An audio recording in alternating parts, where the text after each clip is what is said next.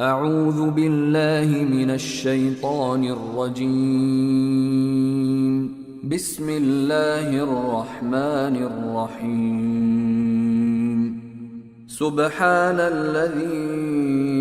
أسرى بعبده ليلا من المسجد الحرام إلى المسجد الأقصى الذي باركنا حوله لنريه من آياتنا إنه هو السميع البصير. وآتينا موسى الكتاب وجعلناه هدى لبني إسرائيل ألا تتخذوا من دوني وكيلا ذرية من حملنا مع نوح إنه كان عبدا شكورا. وقضينا إلى بني إسرائيل في الكتاب لتفسدن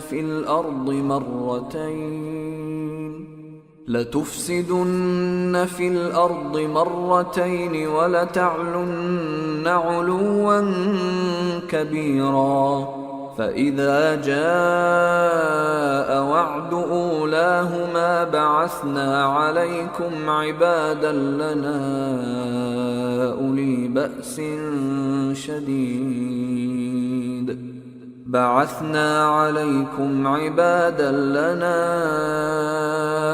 بأس شديد فجاسوا خلال الديار وكان وعدا مفعولا. ثم رددنا لكم الكرة عليهم وأمددناكم بأموال وبنين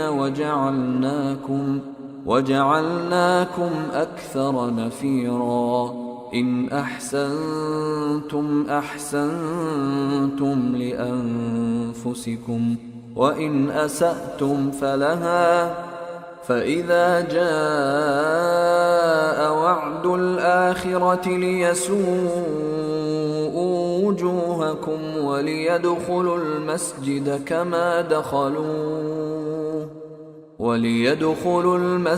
كما دخلوه أول مرة وليتبروا ما علوا تتبيرا. عسى ربكم أن يرحمكم وإن عدتم عدنا وجعلنا جهنم للكافرين حصيرا. إن هذا القرآن يهدي للتي هي أقوم ويبشر المؤمنين الذين يعملون الصالحات أن لهم أجرا كبيرا وأن الذين لا يؤمنون بالآخرة أعتدنا لهم عذابا أليما. ويدعو الإنسان بالشر دعاءه بالخير وكان الإنسان عجولا. وجعلنا الليل والنهار آيتين فمحونا آية الليل وجعلنا آية النهار مبصرة لتبتغوا فضلا من ربكم ولتعلموا عدد السنين والحساب وكل شيء فصلناه تفصيلا. وكل إنسان ألزمناه طائره في عنقه ونخرج له يوم القيامة كتابا يلقاه منشورا. اقرأ كتابك كفى بنفسك اليوم عليك حسيبا. من اهتدى فإنما يهتدي لنفسه ومن ضل فإنما يضل عليها ولا تزر وازرة وزر أخرى وما كنا معذبين حتى نبعث رسولا وإذا أردنا أن نهلك قرية أمرنا متر فيها ففسقوا فيها فحق عليها القول فدمرناها تدميرا وكم أهلكنا من القرون من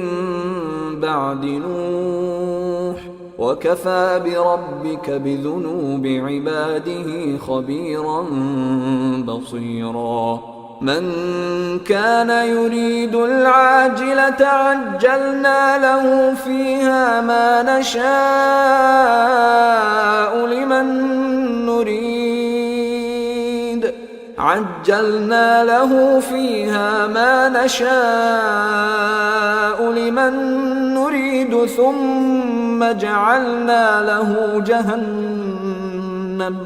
ثم جعلنا له جهنم يصلاها مذموما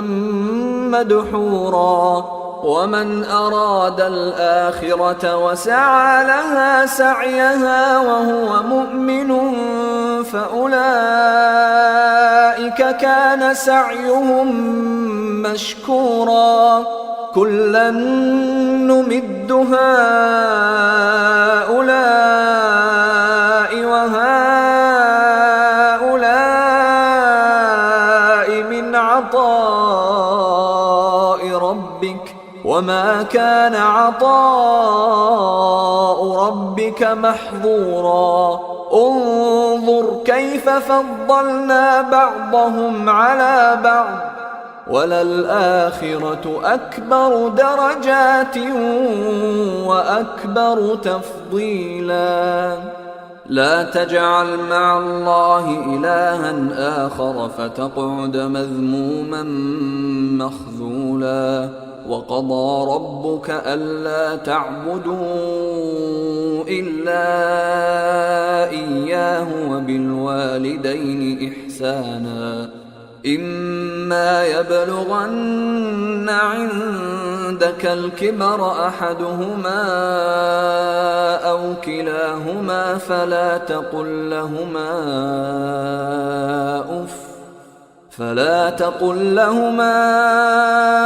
أف ولا تنهرهما وقل لهما قولا كريما واخفض لهما جناح الذل من الرحمة وقل رب ارحمهما كما ربياني صغيرا ربكم أعلم بما في نفوسكم إن تكونوا صالحين فإنه كان للأوابين غفورا وآت ذا القربى حقه والمسكين وابن السبيل ولا تبذر تبذيرا إن المبذرين كانوا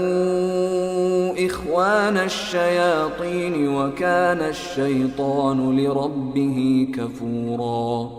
وإما تعرضن عنهم ابتغاء رحمة من ربك ترجوها فقل لهم قولا ميسورا ولا تجعل يدك مغلولة إلى عنقك ولا تبسطها كل البسط فتقعد ملوما محسورا إن ربك يبسط الرزق لمن يشاء ويقدر إنه كان بعباده خبيرا بصيرا ولا تقتلوا أولادكم خشية إملاق نحن نرزقهم وإياكم إن قتلهم كان خطأ كبيرا ولا تقربوا الزنا إنه كان فاحشة وساء سبيلا ولا تقتلوا النفس التي حرم الله إلا بالحق ومن قتل مظلوما فقد جعلنا لوليه سلطانا فلا يسرف في القتل إنه كان منصورا ولا تقربوا مال اليتيم إلا بالتي هي أحسن حتى يبلغ أشده وأوفوا بالعهد إن العهد كان مسؤولا وأوفوا الكيل إذا كلتم وزنوا بالقسطاس المستقيم ذلك خير وأحسن تأويلا ولا تقف ما ليس لك به علم إن السمع والبصر والفؤاد كل أولئك كان عنه مسؤولا ولا تمش في الأرض مرحا إنك لن تخرق الأرض ولن تبلغ الجبال طولا كل ذلك كان سيئه عند ربك مكروها ذلك مما أوحى إليك ربك من الحكمة ولا تجعل مع الله إلها آخر فتلقى في جهنم ملوما مدحورا أفأصفاكم ربكم بالبنين واتخذ من الملائكة إناثا إنكم لتقولون قولا عظيما ولقد صرفنا في هذا القرآن ليذكروا وما يزيدهم إلا نفورا قل لو كان معه آلهة كما يقولون إذا لابتغوا إلى ذي العرش سبيلا سبحانه وتعالى عما يقولون علوا كبيرا تسبح له السماوات السبع والأرض ومن فيهن وإن من شيء إلا يسبح بحمده ولكن لا تفقهون تسبيحهم إنه كان حليما غفورا وإذا قرأت القرآن جعلنا بينك وبين الذين لا يؤمنون بالآخرة حجابا مستورا وجعلنا على قلوبهم أكنة أن يفقهوه وفي آذانهم وقرا وإذا ذكرت ربك في القرآن وحده ولوا على أدبارهم نفورا نحن أعلم بما يستمعون به إذ يستمعون إليك وإذ هم نجوى إذ يقول الظالمون إن تتبعون إلا رجلا مسحورا انظر كيف ضربوا لك الأمثال فضلوا فلا يستطيعون سبيلا وقالوا أإذا كنا عظاما ورفاتا أإنا لمبعوثون خلقا جديدا قل كونوا حجارة أو حديدا أو خلقا مما يكبر في صدوركم فسيقولون من يعيدنا قل الذي فطركم أول مرة فسينغضون إليك رؤوسهم ويقولون متاه قل عسى أن يكون قريبا يوم يدعوكم فتستجيبون بحمده تظنون إن لبثتم إلا قليلا وقل لعبادي يقولوا التي هي أحسن إن الشيطان ينزغ بينهم إن الشيطان كان للإنسان عدوا مبينا ربكم أعلم بكم إن يشأ يرحمكم أو إن يشأ يعذبكم وما أرسلناك عليهم وكيلا وربك أعلم بمن في السماوات والأرض ولقد فضلنا بعض النبيين على بعض وآتينا داود زبورا قل ادعوا الذين زعمتم من دونه فلا يملكون كشف الضر عنكم ولا تحويلا أولئك الذين يدعون يبتغون إلى ربهم الوسيلة أيهم أقرب ويرجون رحمته ويخافون عذابه إن عذاب ربك كان محذورا وإن من قرية إلا نحن مهلكوها قبل يوم القيامة أو معذبوها عذابا شديدا كان ذلك في الكتاب مسطورا وما منعنا أن نرسل بالآيات إلا أن كذب بها الأولون وآتينا ثمود الناقة مبصرة فظلموا بها وما نرسل بالآيات إلا تخويفا وإذ قلنا لك إن ربك أحاط بالناس وما جعلنا الرؤيا التي أريناك إلا فتنة للناس والشجرة الملعونة في القرآن ونخوفهم فما يزيدهم إلا طغيانا كبيرا وإذ قلنا للملائكة اسجدوا لآدم فسجدوا إلا إبليس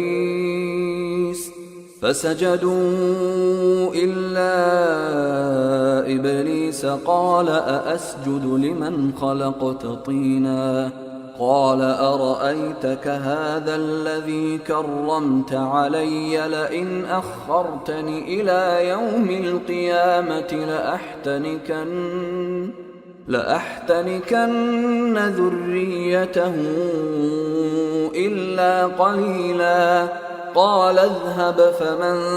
تبعك منهم فإن جهنم جزاؤكم جزاء موفورا واستفزز من استطعت منهم بصوتك وأجلب عليهم بخيلك ورجلك وشاركهم في الأموال والأولاد وعدهم وما يعدهم الشيطان إلا غرورا إن عبادي ليس لك عليهم سلطان وكفى بربك وكيلا ربكم الذي يزجي لكم الفلك في البحر لتبتغوا من فضله إنه كان بكم رحيما وإذا مسكم الضر في البحر ضل من تدعون إلا إياه فلما نجاكم إلى البر أعرضتم وكان الإنسان كفورا أفأمنتم أن يخسف بكم جانب البر أو يرسل عليكم حاصبا أو يرسل عليكم حاصبا ثم لا تجدوا لكم وكيلا أم أمنتم أن يعيدكم فيه تارة أخرى فيرسل عليكم قاصفا من الريح فيغرقكم بما كفرتم ثم لا تجدوا لكم علينا به تبيعا ولقد كرمنا بني آدم وحملناهم في البر والبحر ورزقناهم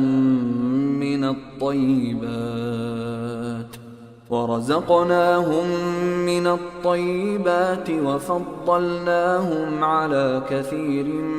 ممن خلقنا تفضيلا يوم ندعو كل أناس بإمامهم فمن أوتي كتابه بيمينه فأولئك يقرؤون كتابهم ولا يظلمون فتيلا ومن كان في هذه أعمى فهو في الآخرة أعمى وأضل سبيلا وإن كادوا ليفتنونك عن الذي أوحينا إليك لتفتري علينا غيره وإذا لاتخذوك خليلا ولولا أن ثبتناك لقد كدت تركن إليهم شيئا قليلا إذا لأذقناك ضعف الحياة وضعف الممات ثم لا تجد لك علينا نصيرا وإن كادوا ليستفزونك من الأرض ليخرجوك منها وإذا لا يلبثون خلافك إلا قليلا سنة من قد أرسلنا قبلك من رسلنا ولا تجد لسنتنا تحويلا أقم الصلاة لدلوك الشمس إلى غسق الليل وقرآن الفجر إن قرآن الفجر كان مشهودا ومن الليل فتهجد به نافلة لك عسى أن يبعثك ربك مقاما محمودا وقل رب أدخلني مدخل صدق وأخرجني مخرج صدق واجعل لي من لدنك سلطانا نصيرا وقل جاء الحق وزهق الباطل إن الباطل كان زهوقا وننزل من القرآن ما هو شفاء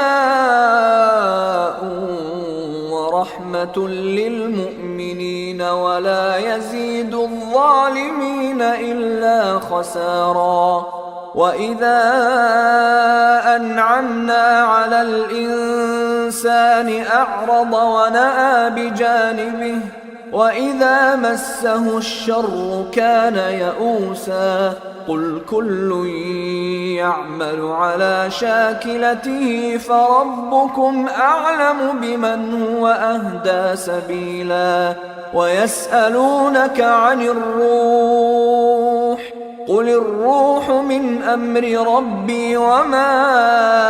أوتيتم من العلم إلا قليلا ولئن شئنا لنذهبن بالذي أوحينا إليك ثم لا تجد لك به علينا وكيلا إلا رحمة من ربك إن فضله كان عليك كبيرا قل لئن اجتمعت الإنس والجن على أن يأتوا بمثل هذا القرآن لا يأتون بمثله ولو كان بعضهم لبعض ظهيرا. ولقد صرفنا للناس في هذا القرآن من كل مثل فأبى أكثر الناس إلا كفورا. وقالوا لن نؤمن لك حتى تفجر لنا من الأرض ينبوعا أو تكون لك جنة من نخيل وعنب فتفجر الأنهار خلالها تفجيرا أو تسقط السماء كما زعمت علينا كسفا أو تأتي بالله والملائكة قبيلا أو يكون لك بيت من زخرف أو ترقى في السماء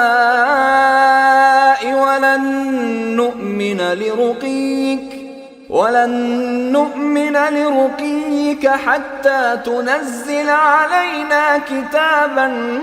نقرأه قل سبحان ربي هل كنت إلا بشرا رسولا. وما منع الناس أن يؤمنوا إذ جاءهم الهدى إلا أن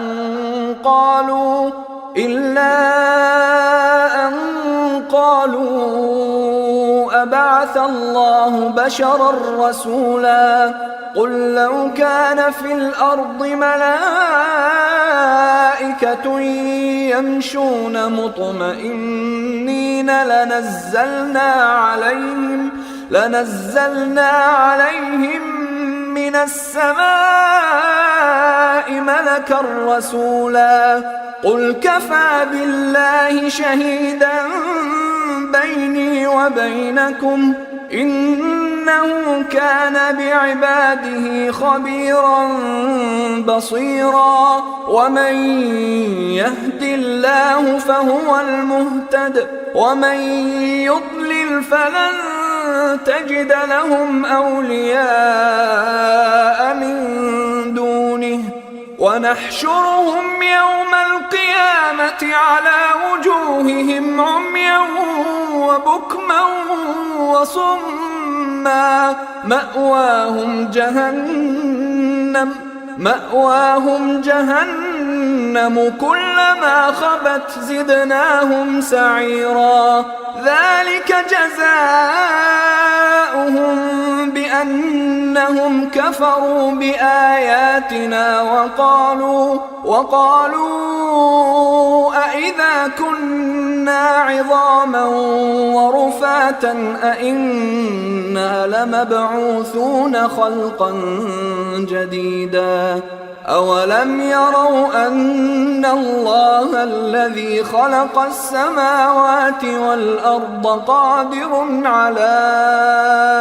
أن يخلق مثلهم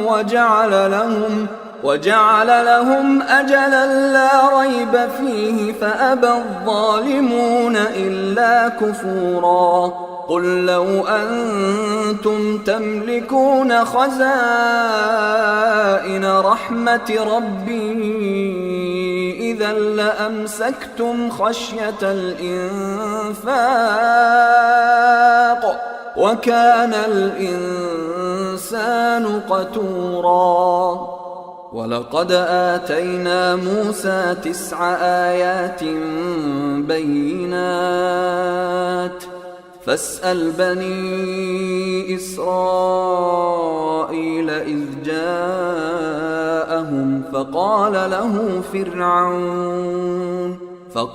له فرعون إني لأظنك يا موسى مسحورا. قال لقد علمت ما أنزل هؤلاء إلا رب السماوات والأرض بصائر وإني لأظنك يا فرعون مثبورا. فأراد أن يستفزهم من الأرض فأغرقناه ومن معه جميعا. وقلنا من بعده لبني إسرائيل اسكنوا الأرض فإذا جاء وعد الآخرة جئنا بكم لفيفا وبالحق أنزلناه وبالحق نزل وما أرسلناك إلا مبشرا ونذيرا وقرآنا فرقناه لتقرأه على الناس على مكث ونزلناه تنزيلا. قل آمنوا به أو لا تؤمنوا إن الذين أوتوا العلم من قبله إذا يتلى عليهم يخرون للأذقان سجدا ويقولون سبحان ربنا إن كان وعد ربنا لمفعولا ويخرون للأذقان يبكون ويزيدهم خشوعا. قل ادعوا الله أو ادعوا الرحمن أيما تدعوا فله الأسماء الحسنى ولا تجهر بصلاتك ولا تخافت بها وابتغ بين ذلك سبيلا. وقل الحمد لله الذي لم يتخذ ولدا ولم يكن له شريك في الملك ولم يكن له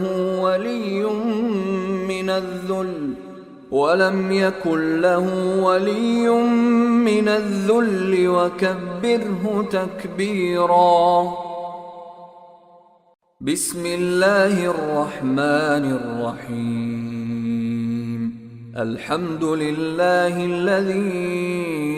أنزل على عبده الكتاب ولم يجعل له عوجا قيما لينذر بأسا شديدا من لدنه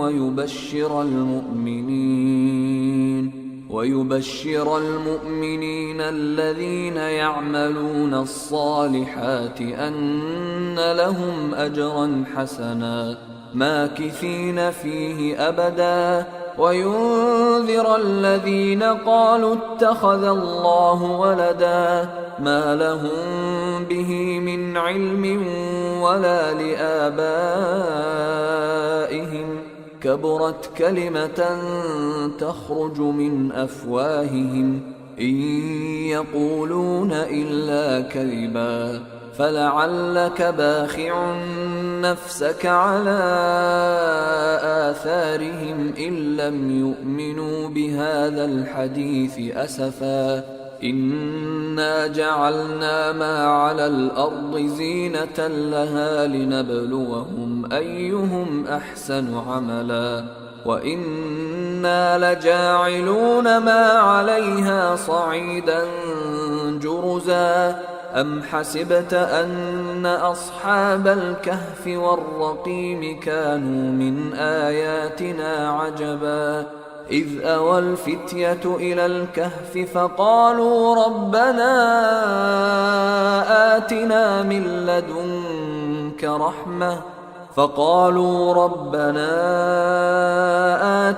من لدنك رحمة وهيئ لنا من أمرنا رشدا فضربنا على آذانهم في الكهف سنين عددا ثم بعثناهم لنعلم أي الحزبين أحصى لما لبثوا أمدا نحن نقص عليك نبأهم بالحق إنهم فتية آمنوا بربهم وزدناهم هدى وربطنا على قلوبهم إذ قاموا فقالوا ربنا رب السماوات والأرض لن ندعو من دونه إلها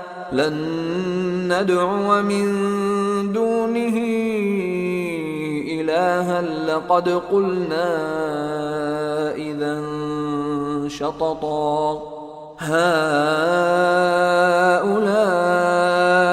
قومنا اتخذوا من دونه آلهة لولا يأتون عليهم بسلطان بين فمن أظلم ممن افترى على الله كذبا وإذ اعتزلتموهم وما يعبدون إلا الله فأووا إلى الكهف ينشر لكم ربكم من رحمته ويهيئ لكم من أمركم مرفقا وترى الشمس إذا طلعت تزاور عن كهفهم ذات اليمين وإذا غربت تقرضهم ذات الشمال وهم في فجوة منه ذلك من آيات الله من يهد الله فهو المهتد ومن يضلل فلن تجد له وليا مرشدا وتحسبهم أيقاظا وهم رقود ونقلبهم ذات اليمين وذات الشمال وكلبهم باسط ذراعيه بالوصيد لو اطلعت عليهم لوليت منهم فرارا ولملئت منهم رعبا وكذلك بعثناهم ليتساءلوا بينهم قال قائل منهم كم لبثتم قالوا لبثنا يوما أو بعض يوم قالوا ربكم أعلم بما لبثتم فابعثوا أحدكم بورقكم هذه إلى المدينة فلينظر أيها أزكى طعاما فليأتكم برزق منه وليتلطف ولا يشعرن بكم أحدا إنهم إن يظهروا عليكم يرجموكم أو يعيدوكم في ملتهم ولن تفلحوا إذا أبدا وكذلك أعثرنا عليهم ليعلموا أن وعد الله حق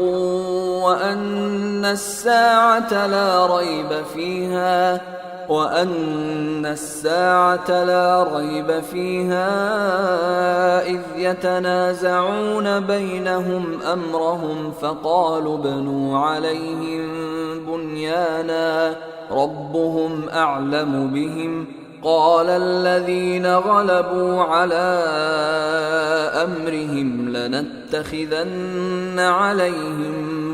مسجدا سيقولون ثلاثة رابعهم كلبهم ويقولون خمسة سادسهم كلبهم رجما بالغيب ويقولون سبعة وثامنهم كلبهم قل ربي أعلم بعدتهم ما يعلمهم إلا قليل فلا تمار فيهم إلا مراء ظاهرا ولا تستفت فيهم منهم أحدا ولا تقولن لشيء إني فاعل ذلك غدا إلا أن يشاء الله. واذكر ربك إذا نسيت وقل عسى أن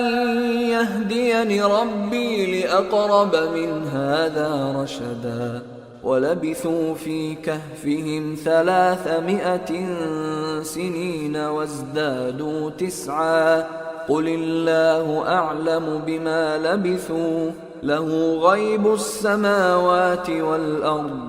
أبصر به وأسمع ما لهم من دونه من ولي ولا يشرك في حكمه أحدا. واتل ما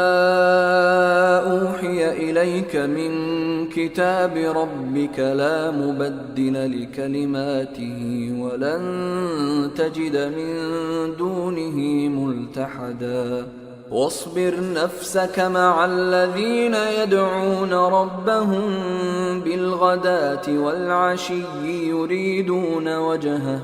ولا تعد عيناك عنهم تريد زينة الحياة الدنيا ولا تطع من أغفلنا قلبه عن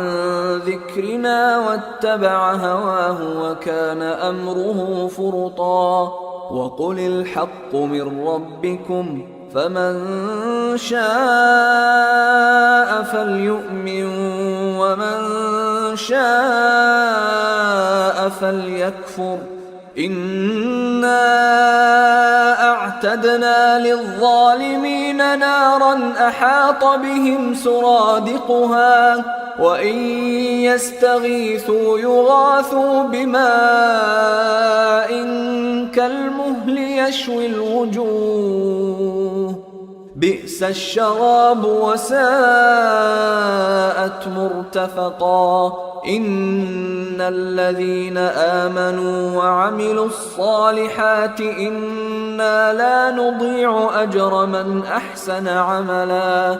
أولئك لهم جنات عدن تجري من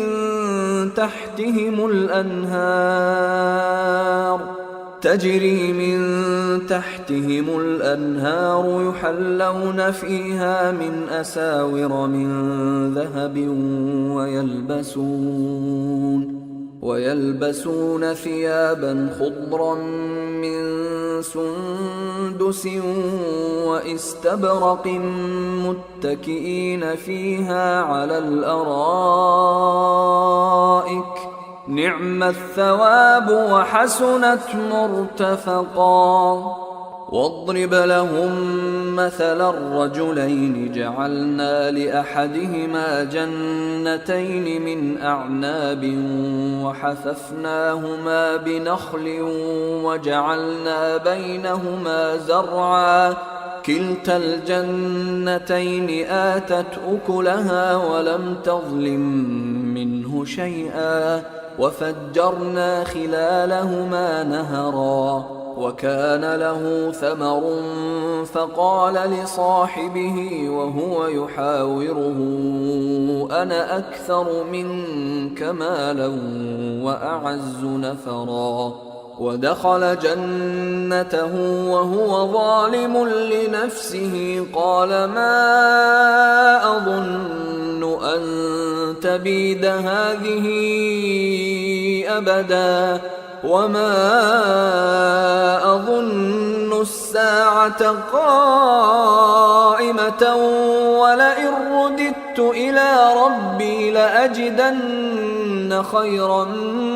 منها منقلبا. قال له صاحبه وهو يحاوره أكفرت بالذي خلقك من تراب ثم من نطفة ثم سواك رجلا لكن هو الله ربي ولا أشرك بربي أحدا. ولولا إذ دخلت جنتك جنتك قلت ما شاء الله لا قوة إلا بالله إن ترني أنا أقل منك مالا وولدا فعسى ربي أن يؤتيني خيرا من جنتك ويرسل عليها حسبانا من السماء فتصبح صعيدا زلقا أو يصبح ماؤها غورا فلن تستطيع له طلبا وأحيط بثمره فأصبح يقلب كفيه على ما أنفق فيها وهي خاوية على عروشها ويقول يا ليتني لم أشرك بربي أحدا ولم تكن له فئة ينصرونه من دون الله وما كان منتصرا هنالك الولاية لله الحق هو خير ثوابا وخير عقبا واضرب لهم مثل الحياة الدنيا كماء أنزلناه من السماء فاختلط به نبات الأرض فأصبح هشيما تذروه الرياح وكان الله على كل شيء مقتدرا المال والبنون زينة الحياة الدنيا والباقيات الصالحات خير عند ربك ثوابا وخير أملا ويوم نسير الجبال وترى الأرض بارزة وحشرناهم فلم نغادر منهم أحدا وعرضوا على ربك صفا لقد جئتمونا كما خلقناكم أول مرة بل زعمتم أن لن نجعل لكم موعدا ووضع الكتاب فترى المجرمين مشفقين مما فيه ويقولون يا ويلتنا ما لهذا الكتاب لا يغادر صغيرة ولا كبيرة إلا أحصاها ووجدوا ما عملوا حاضرا ولا يظلم ربك أحدا وإذ قلنا للملائكة اسجدوا لآدم فسجدوا إلا إبليس كان من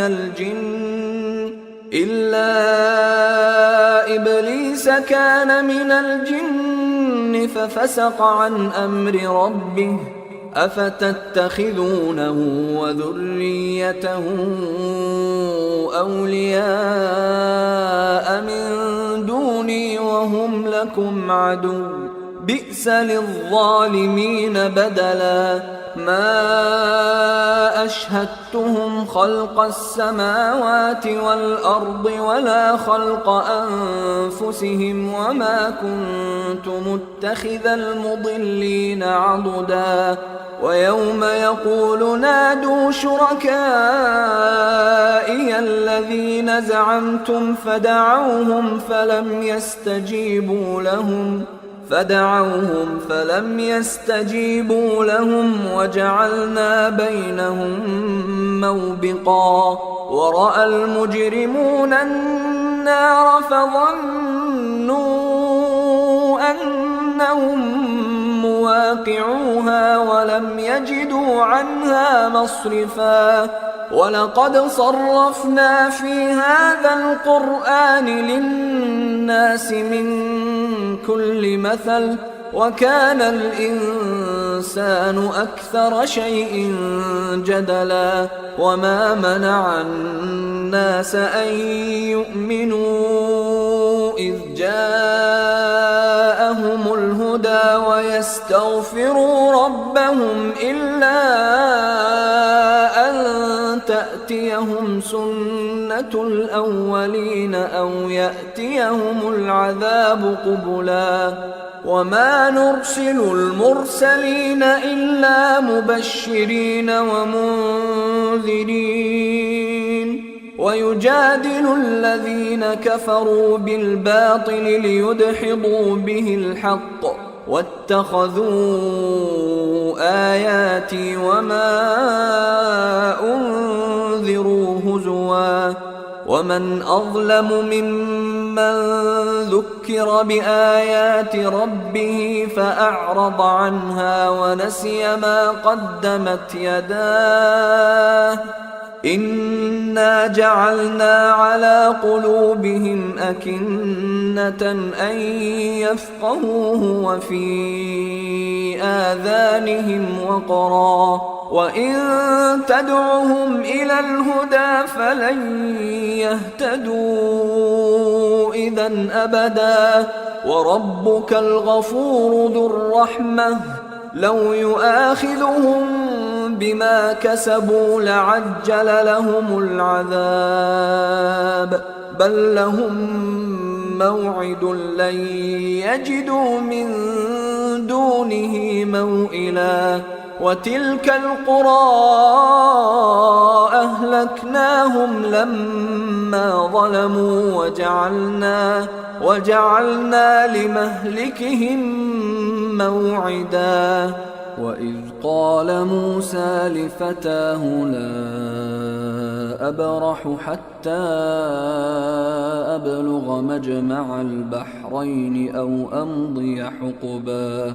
فلما بلغا مجمع بينهما نسيا حوتهما فاتخذ سبيله في البحر سربا فلما جاوزا قال لفتاه آتنا غداءنا لقد لقينا من سفرنا هذا نصبا قال أرأيت إذ أوينا إلى الصخرة فإني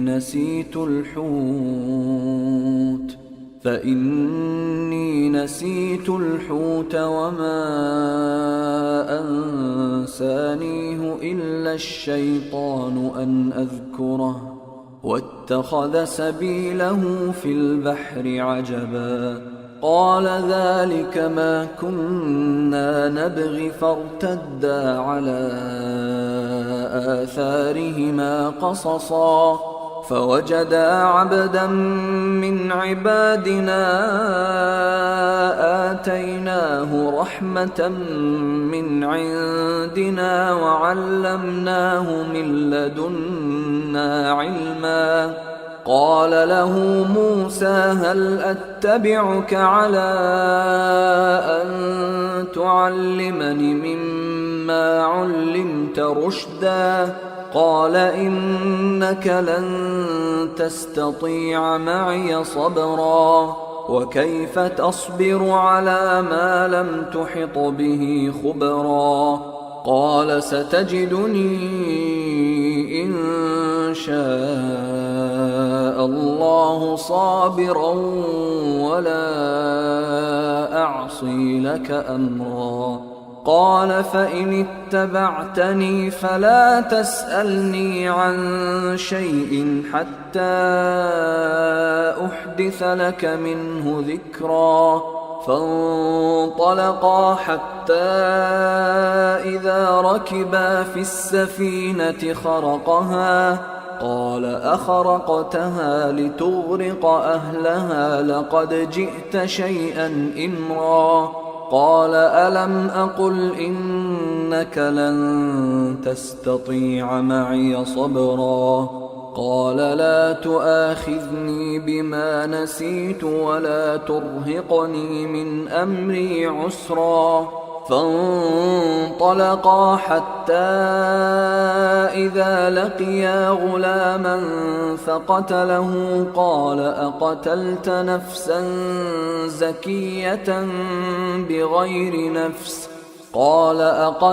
نفسا زكية بغير نفس لقد جئت شيئا نكرا